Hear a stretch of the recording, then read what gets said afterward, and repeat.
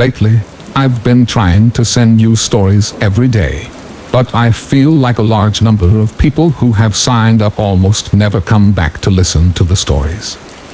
I don't know where that is. Make you unhappy?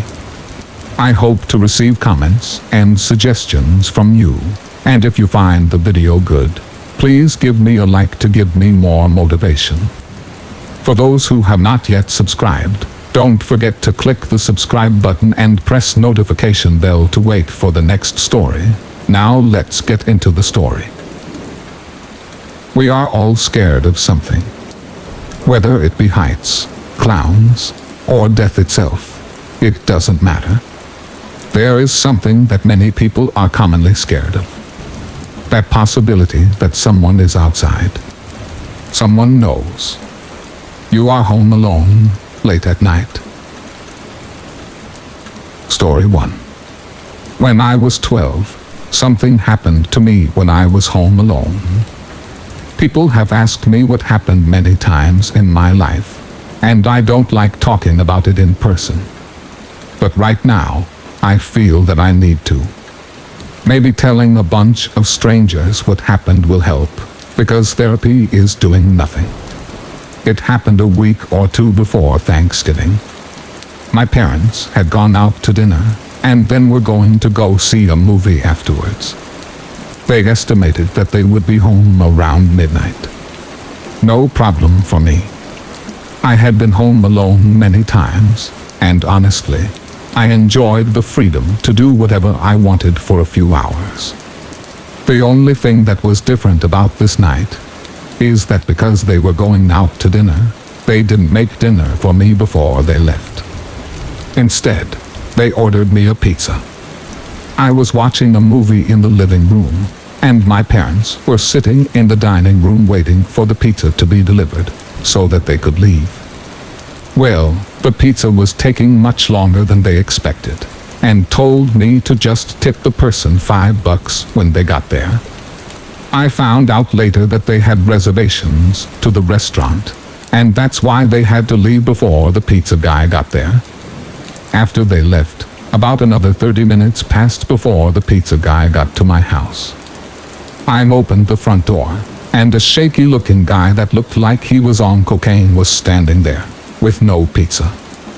I stood there looking at him bewildered and awkwardly, and then finally asked, "Where's the pizza?" The guy smiled and laughed and said, "I left it in the car. I'll go get it. But first, can I come in to use your bathroom?" This was so unexpected. I hate confrontation, so I said yes. I watched the guy walk down the hallway and enter the bathroom. He closed the door. I didn't hear anything, so I sat down on the couch. I couldn't have been sitting for more than a minute. I got up and turned around, and the bathroom door was now open. Expecting to see the guy walk out at any second, I started walking towards it, but my heart sank when I realized he wasn't in the bathroom. I didn't know what to make of this, and for a moment, my mind chose to assume that he had somehow silently went out the front door to go get the pizza. I walked over to the front door and looked out the screen. I did see a car parked out front, but I couldn't see the guy. My imagination started racing with possibilities, and terror set in as I came to the realization that he might still be inside my house. I turned around and went into the kitchen. Nothing. The dining room. Nothing. I yelled out, "Hey, are you in here?" Of course, I didn't expect a response, but I got one. Without hesitation, the guy responded, "Yes." For a moment, I didn't know what to do next, so I stood there, my mind frantically trying to make sense of this messed up situation that I would normally see on TV or in a movie. I decided to briskly exit the house. I walked out the still open front door and towards the guy's car. I circled around the back of the car, and when I got to the driver's side door, I saw the most disturbing sight of my life. A person sitting in the front seat, hunched over the steering wheel, blood smeared all over the window. I looked up and saw the guy standing in the window upstairs, looking down at me. After seeing the guy hunched over in the car, the blood, and then the guy standing in the window upstairs, I ran. I ran until I saw someone. Anyone? There was a woman getting out of her car at some random house, and I actually scared her when I approached. My frantic state must have made me look dangerous. I told her what was happening at my house, and asked her to call the cops. She did, and then went inside and asked me to wait outside on the porch. I was so scared. I half expected to see the guy bolt around the corner out of the darkness and find me. All was quiet until 2 cops showed up. They brought me back to my house and called my parents. I didn't go back in until my parents got back, and even then, I thought somehow the cops just didn't find the guy, and he was still hiding somewhere in my house. More cops showed up along with an ambulance. After all these years, we still don't know what exactly happened. Our best guess is some random psycho was walking by right when the pizza guy showed up and stabbed him in the chest. I have no idea why he decided to come into my house, or what he planned to do after he got in. He was never caught, and I never saw him again. The thing about all of this that I remember the clearest is the way blood looks smeared on glass. It's a lot darker than what you see in the movies. Story 2. This happened to my mother before I was born, over 20 years ago. She worked at a local bar. The bar mainly catered for fishermen. She knew most of the people who would come in for drinks. However, every now and again, people from town would come in. She told me that one guy used to come in who she had known from house parties around the place, and always wanted to talk to her while she was working. She would say sorry, and keep doing her thing. One night she finished work around midnight, and was walking home, which was fairly close by. When she got home from her shift, she decided to take a shower.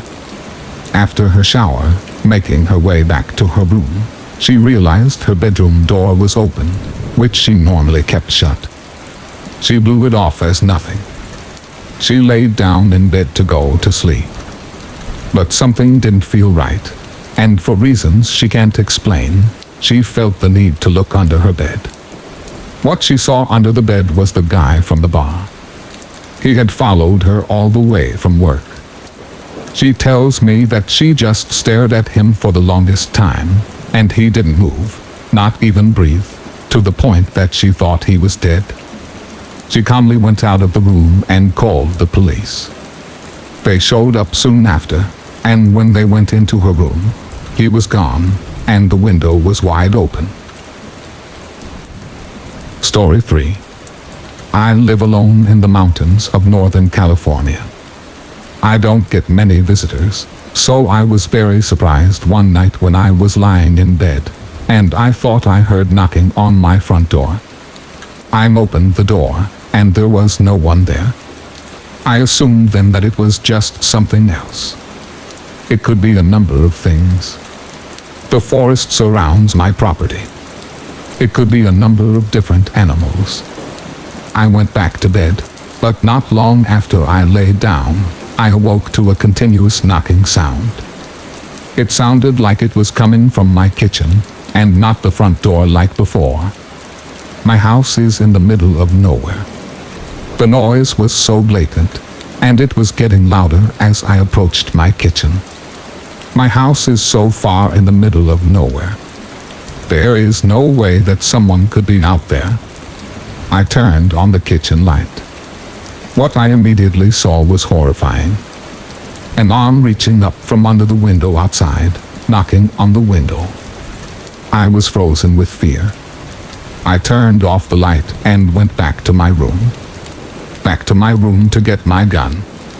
Once I had it loaded, I went back into the kitchen, but the arm was no longer reaching up, knocking. I sat at the table and waited. A few minutes went by, and suddenly, but slowly, a man's face slowly rose from under the window and was looking inside at me. He smiled and looked like a deranged psycho. I pointed my Glock at him and he disappeared. I heard branches crunching outside and the sound of laughter fade as I assumed he ran away. I have lived in this house for 5.5 years, and nothing similar to this has ever happened before. I have no idea who this man was, but to say it was scary is laughable. It's an understatement. This insane-looking man had to walk incredibly far to get to my house, and for what reason, I have no idea. I don't want to know. Story 4. My dad was out for a job interview, so my sister and I were home alone for about 2 hours.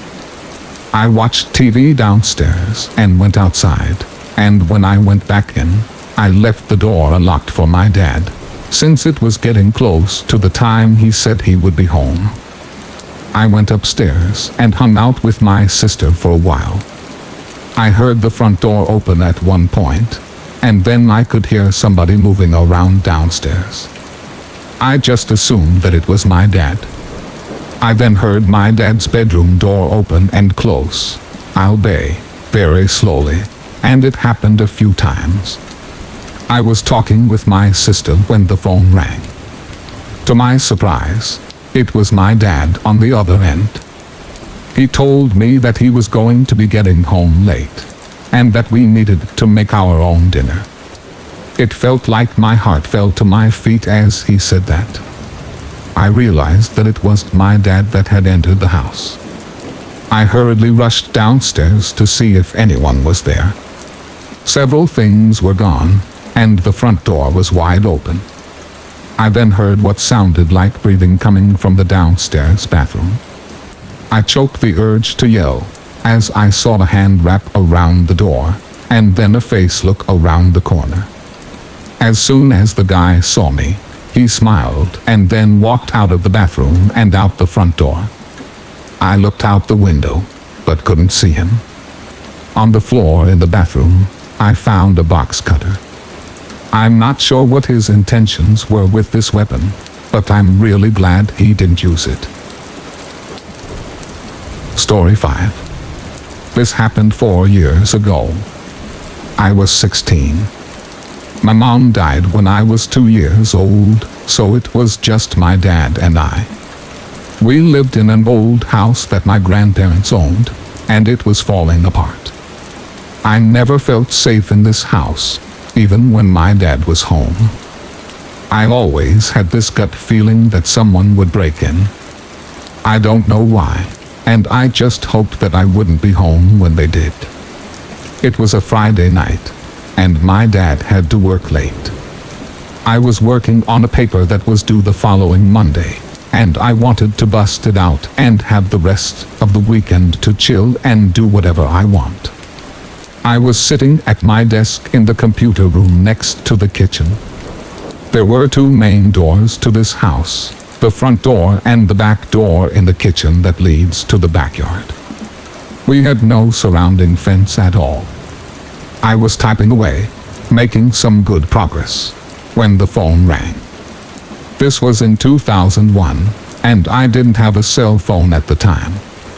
My dad did, but the phone I used was the landline. I picked up the phone, and this telemarketer starts going on about selling us a new roof. He literally would not stop talking for a full 3 minutes so that I could say no thanks and just hang up. When he finally took a breath, I said, "No thank you, we rent," and hung up the phone. About 20 minutes passed, I would say, and I was halfway done with my paper. The phone rang again. I picked it up, and after I said hello, I heard nothing. Nothing except breathing. I repeated, "Hello," and the telemarketer that I called before suddenly spoke. He apologized and said that he must have redialed my house by mistake. I thought it was slightly weird, but told him no problem and hung up again. Not 10 seconds later, the phone rang again. At this point, I had a feeling that something was wrong, and I became very aware that I was home alone. I picked up the phone, and in an agitated voice said, "Yes." I could hear the breathing again. It sounded as if he wanted me to hear him breathing. I then said, "We are not interested, and we don't own this house. Please stop calling." I hung up. I got up and walked into the kitchen and got a soda from the fridge. I glanced around and felt really nervous. I watched a lot of scary movies during those times, and this night, I felt like I was in one. I felt like I was being watched. I was too distracted to continue my paper, so I went into the living room and turned on the TV. After about an hour, I had gotten over the creepy calls and was starting to fall asleep. The phone rang. It jolted me awake, and I just let it ring until I thought that it could be my dad, so I ran into the office and picked it up. Before I could say hello, the telemarketer from before said, "You have a nice house." This, as you can imagine, was the most terrifying thing I had ever heard. Before I could think of what to say back, the back door to the kitchen opened and then slammed. I hung up the phone and immediately called my dad. It rang, and then he answered. But I realized something when he did. It wasn't him. It was not my dad that said hello. It was him. The guy. The telemarketer. I don't know what I was thinking after that. I remember I hung up the phone and ran into my dad's room. It had a lock. No other room had a lock. The phone rang probably 30 more times while I sat in there and waited. I heard noises all throughout the house, but I can't say for sure what they were. My dad finally got home. It was really late. He told me that his cell phone disappeared off of his desk at work and was disturbed when I explained what had happened. Someone from his work had stolen his phone and had come to our house that night. We never found out who it was. My dad still works with that same company, and it still scares me to think that whoever did this could still be working with him, interacting with him every day. Thank you for listening, and I wish you good health. Don't forget to subscribe to the channel to support us. Thank you very much.